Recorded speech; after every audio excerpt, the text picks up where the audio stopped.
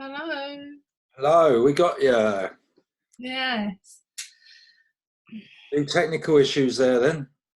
I don't know what was going on. I just couldn't get in. It just said, oh, you've got to wait until it allows you into the meeting. It's Yeah. like slamming the door on your face. Well, I've got no one else to talk to, so I might as well have a meeting with you. True. Yeah. Sad, isn't it? No, you've got lots of people out there that love you, haven't you? I wouldn't go that far, to be honest, but yeah.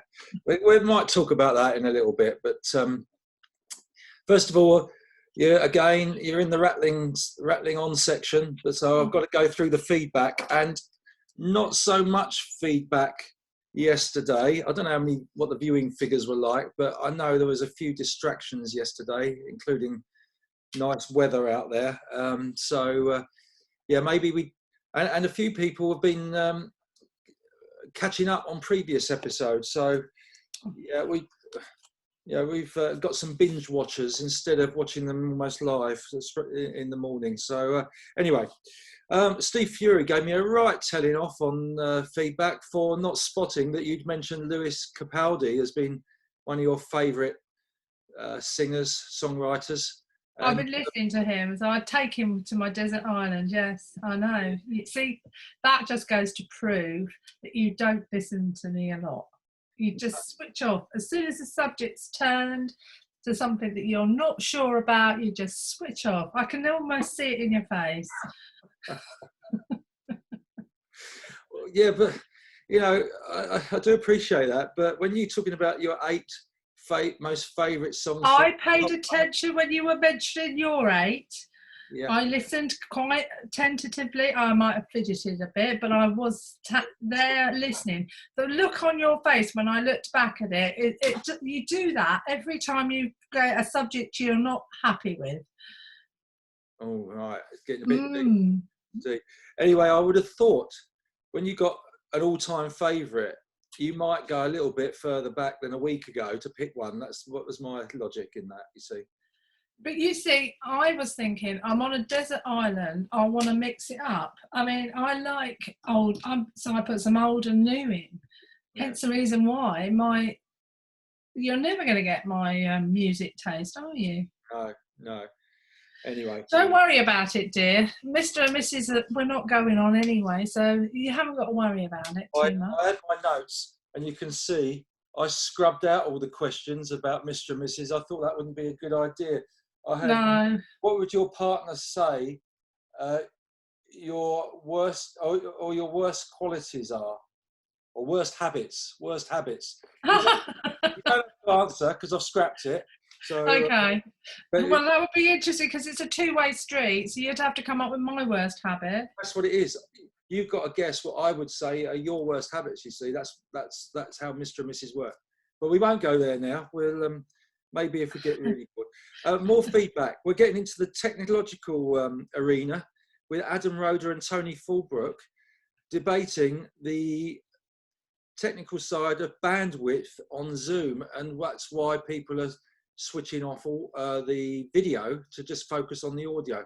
I haven't got a flipping clue whether that's true or not, but Adam and Tony are sorting that out between themselves. So I thought people were just turning off the video to stop their partners wobbling around. When you join a meeting, let me finish. No, I won't let you finish. And there's a little bit that when you join a meeting, it asks you whether you want to join with audio or not. Yeah, no.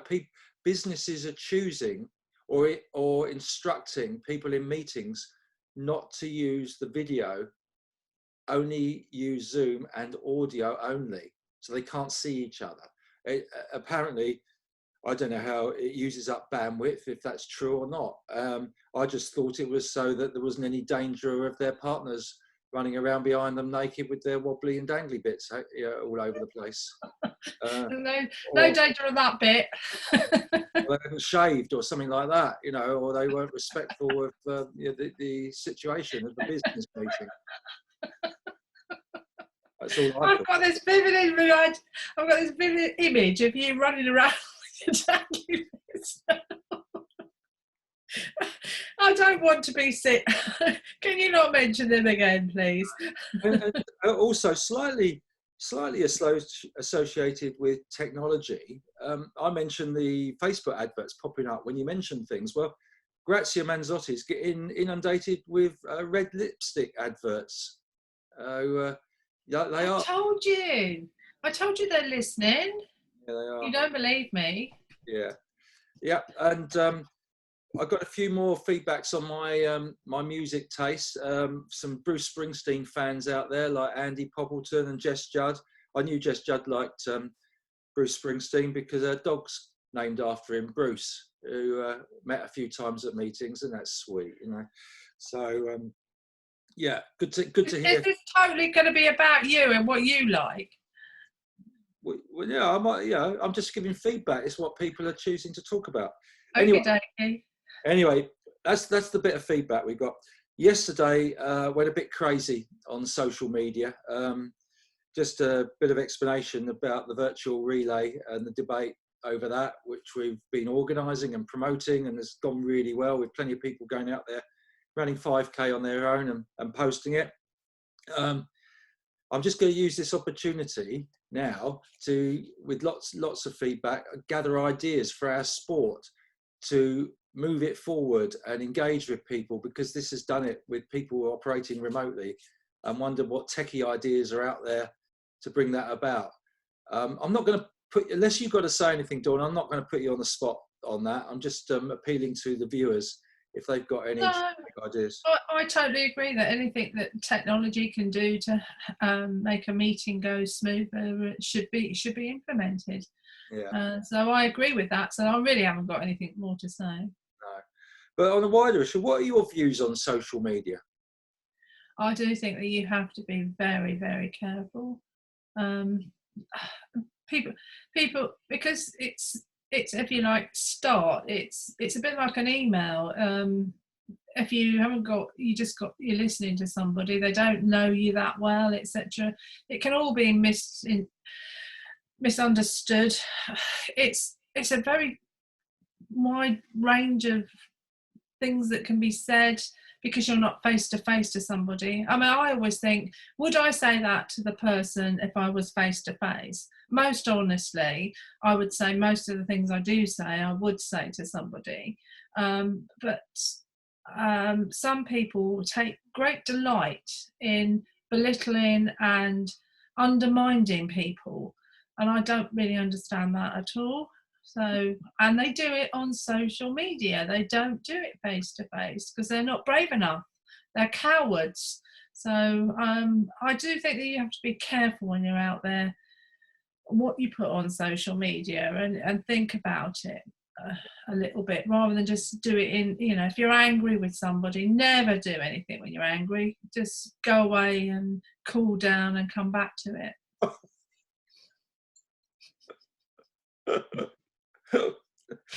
What is so funny? What's the phrase? Do as I say, not as I do, or something like that. Anyway, do you think occasionally you need the full blast? I'm telling you now. Oh dear. Anyway, do you think having these little chats at the beginning of each day is setting us up for the day? No, because I just think, oh God, I've got all these things to do, and he's rattling on again, and I think, could you just get on with it, and so that I can get on with the things I need to do? Yeah, but don't you think it's important to connect?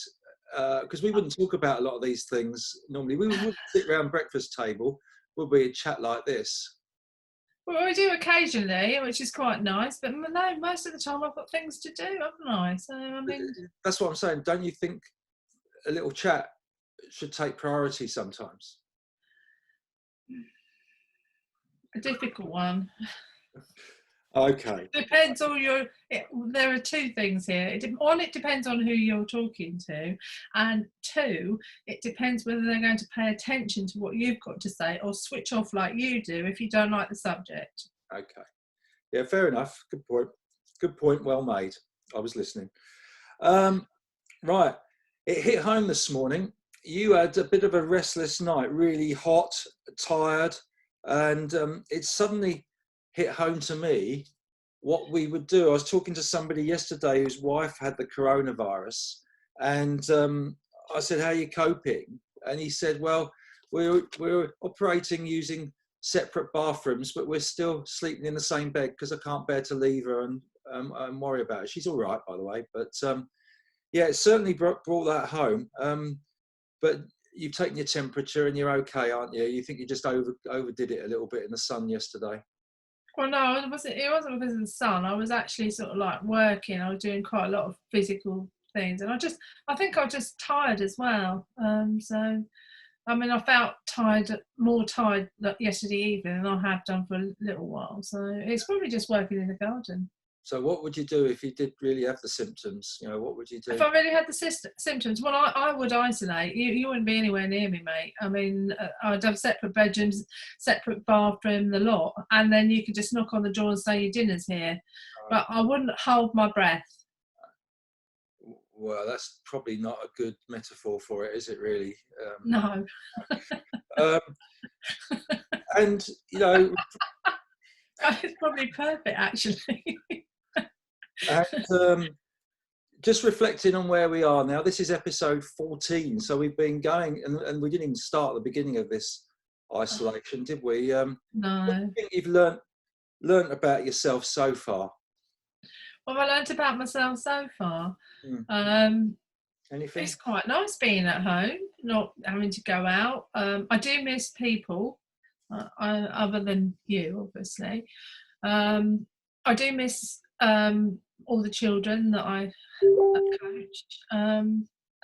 It's a difficult one, but I've come to the conclusion that I'm doing this for a purpose. I'm doing it because I don't want to catch the coronavirus. I don't want to give it to other people, and therefore I am prepared to stay at home. And I've got loads of things to do, so it doesn't really matter. But yes, I miss people.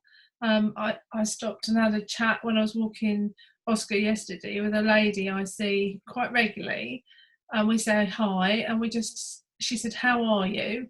And we just stopped and had a 2 or 3 minute chat about how she was and how I was, which helps really. They were coping okay. Roughly about the same age as me, etc. But I see her quite a lot as when I'm walking Oscar. Yeah. And I just think that little interaction has probably brightened up her day, certainly brightened up mine. So I felt good because she was in the same situation, etc. So if I go out and I see a runner or whatever, I always say hi or good morning or whatever. The only time I don't talk to them is when you're rattling on. I'm rattling on for a change. Just shush. You haven't answered the question. It was what have you learned about yourself? I miss people. I miss people contact. Right. Good. Honestly, are you not listening again? I am, but yeah, you got to. You know, that is a rattling on situation we had there going. This must be the first time I've ever rattled on. Excuse me, but you normally do it. Do you mind letting somebody else have a go occasionally? Honestly. Have you finished? Anything else you'd like to add? Have you finished? No, I am really going to go for a walk now. See you later. Bye. See ya.